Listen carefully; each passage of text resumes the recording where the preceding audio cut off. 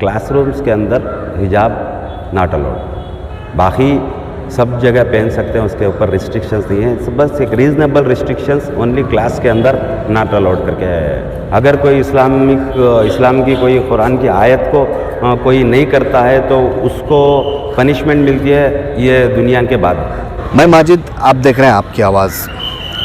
हिजाब का जो मामला कई महीनों से चल रहा था, उसके बाद कोर्ट में भी लगातार उसकी सुनवाई होती रही और कोर्ट में आज उसका फ़ैसला फिर से एक बार आया है कि हिजाब को बैन नहीं किया गया है, उसको रिस्ट्रिक्शंस लगाए गए हैं जो क्लासरूम के अंदर हैं। जब आप स्कूल में पहनकर जा सकते हैं, जब भी आप क्लासरूम के अंदर बैठेंगे तब क्लासरूम के अंदर जाने से पहले आपको हिजाब निकालना पड़ेगा। तो कई सारे गलत अफवाहें ऐसी आ रही है कि हिजाब को बैन कर दिया गया है, हिजाब को कंप्लीट बैन है।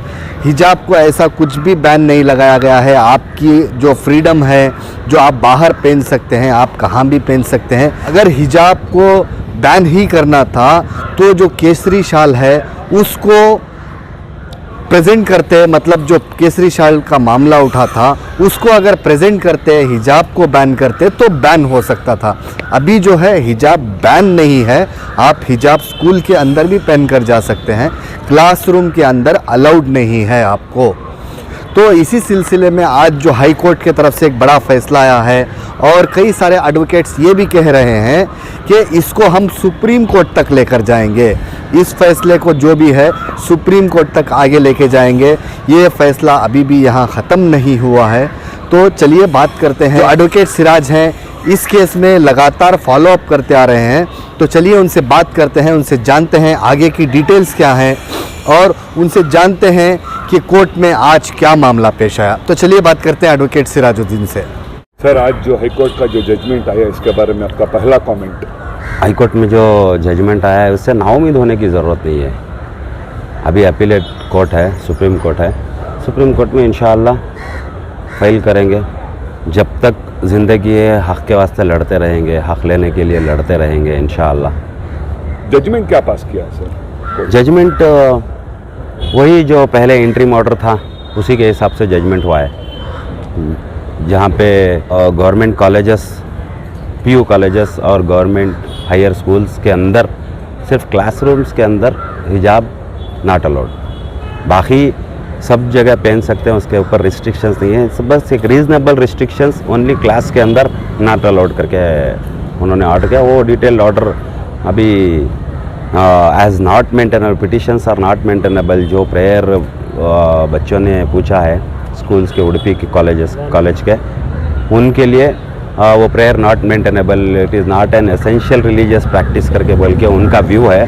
अभी उनके व्यू को चैलेंज करने के लिए सुप्रीम कोर्ट बाकी है। सर, सबसे बड़ा कंफ्यूजन आज कर्नाटक के स्टूडेंट्स में है। हालांकि ये जो ऑर्डर होता है ये हाई स्कूल और कॉलेज ऑफ गवर्नमेंट है, लेकिन what about the private colleges, minority के इंस्टीट्यूशन, उनके लिए लागू होता है कि नहीं होता? नहीं होता। प्राइवेट कॉलेजेस को हरगिज़ लागू नहीं होता।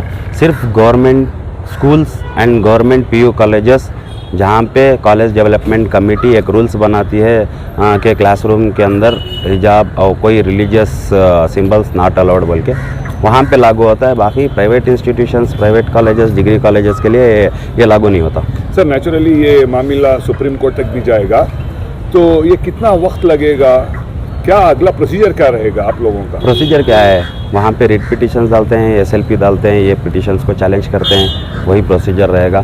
अभी वहाँ पे जिस तरह से डेजिग्नेटेड सीनियर एडवोकेट जैसे रवि वर्मा कुमार, प्रोफेसर रवि वर्मा कुमार, फिर एडवोकेट कामत, बहुत से जितने भी एडवोकेट्स पिटिशंस को रिप्रेजेंट किए, उन्होंने अपनी तरह से सब कुछ बताया।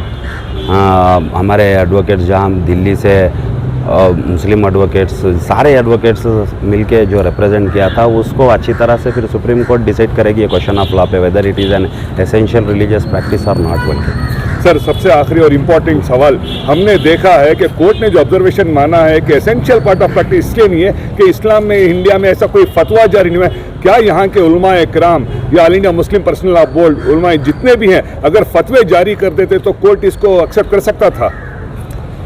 हाँ, वो एक व्यू है फतवे तो कंसिडर नहीं करते ज़्यादातर, क्योंकि वो क्वाजी जुडिशल बॉडी नहीं बनती। कभी मुस्लिम पर्सनल लॉ बोर्ड है और दूसरे उलमा है, अगर वो पहले से ही हर कुरान शरीफ के अंदर जो भी है वो आके एसेंशियल प्रैक्टिस है। एक एक लफ्ज़ भी, एक एक आयत भी, एक एक वर्स भी कुरान का एसेंशियल प्रैक्टिस है। कोई चीज़ इसके अंदर नहीं बोल के नहीं है, उसके अंदर एक्सेप्शन नहीं है। वो इस्लामिक फ़ेथ है हमारा कि अगर कोई चीज़, कोई कुरान की कोई आयत को झुटलाते हैं तो वो काफिर बन जाता है। इस्लामिक फ़ेथ है। अगर कोई इस्लाम की कोई कुरान की आयत को कोई नहीं करता है तो उसको पनिश